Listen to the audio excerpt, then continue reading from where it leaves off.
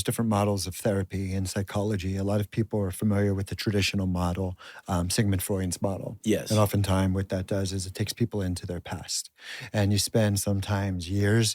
I mean, I know people who've been in therapy for 30 years, right? Yeah. And what they're doing is they keep reliving their past. They keep rewiring those neural pathways. So they keep identifying with their past with the hopes of coming out of it. For some, it's effective. For me, it wasn't when I was in that type of therapy. And then I began to learn that the brain is a muscle. And that muscle is based on our subconscious program. So this is what we begin to believe about ourselves, about the world, and how we think people perceive us. And that belief affects our thoughts, our perception, which affects the way we feel.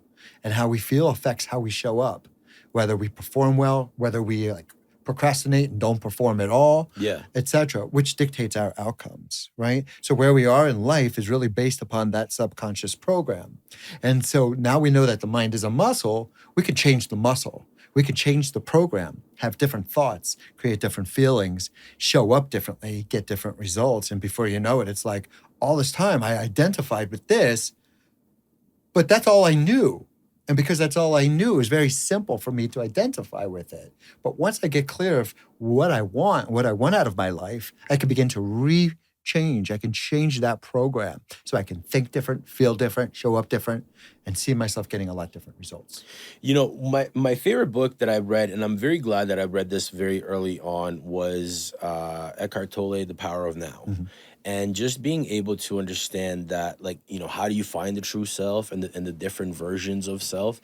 It really gives you the freedom to start playing with your neuropathy and changing your neural pathways and understanding that when you try something new, it takes time to build this as a new pathway where this is what it used to go. So it's like a groove and the water's used to going through there.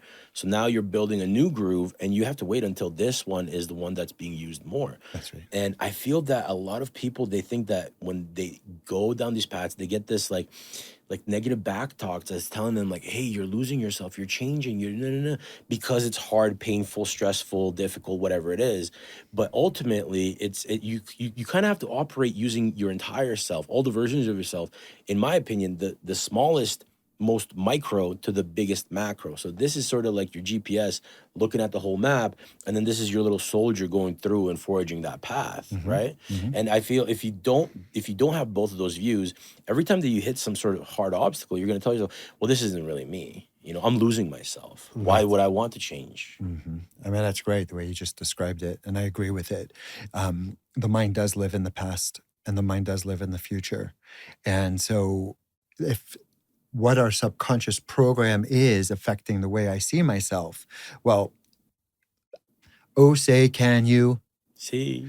So we didn't get into this interview and say we're going to start singing the Star-Spangled Banner, right? Something came up that triggered you to say, see, right? So we could be making that progress, and before you know it, it's like we're triggered, maybe by this, it could be by a person, by a smell, by a situation, and before you know it, like all of a sudden we're singing Star-Spangled Banner, or all of a sudden we're going back to an old way of thinking, and that old way of thinking, it's uncomfortable with where we are, so there's a protective mechanism, the amygdala, that's putting us in fight or flight, and now we're like, what the hell am I doing here? And we begin to freeze or we run. And so once we understand this amazing system that we have and how to work it, not only are we able to shift from whatever state we were in or identity or way of seeing ourselves that we had, but we're able to grow into the new one, the one that we really want, the optimal version. And then we know what's going on that journey. Okay, so this is happening because, cool, I'm not going to freak out. I'm not going to back out. It's literally okay and normal that this is happening. And with the tools that keep going forward, that actually becomes something that propels you as opposed to stopping you.